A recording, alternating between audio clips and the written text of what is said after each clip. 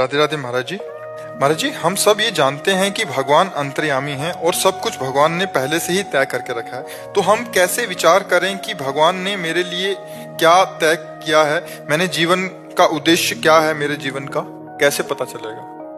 भगवान ने तुम्हारे लिए तय नहीं किया है, तुम्हारे कर्म ने तुम्हारे लिए तय किया है। अवश्य में भोक्तव्यम कृतम कर्म शुभाशुभ। भगवान ने तुम्हें चांस दिया है, जैसे मनुष्य जन्म दिया है।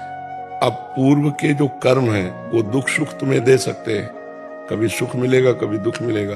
अब जो नया कर्म करना है वो तुम्हारे ऊपर छोड़ दिया गया है। खेती दे दी गई और जोतने के लिए व्यवस्था दे गई और बीज दे दिया गया कई प्रकार के। अब कौन सा बीज बोते हो तुम्हारे ऊपर, बबूल बोते हो कि गन्ना हो कि दाग छुआरा, क्या बोते हो। ऐसे ये कर्म भूमि भारत भूमि है।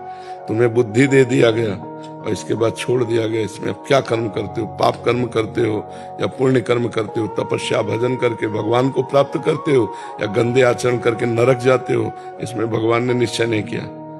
ये तुम्हारे ऊपर निश्चय छोड़ा गया है। अब तुम जो कर्म करोगे उसी का परिणाम तुम्हें मिलेगा। अब यदि अपने आप को भगवान के चरणों में समर्पित करते हो तो वो बागडोर संभाल लेंगे। हमारी बात समझ पा रहे हो? क्या समझ में आया? भगवान किसी के साथ कुछ नहीं करते हैं। जीव जो कर्म करता है उसका परिणाम उसको प्राप्त होता है।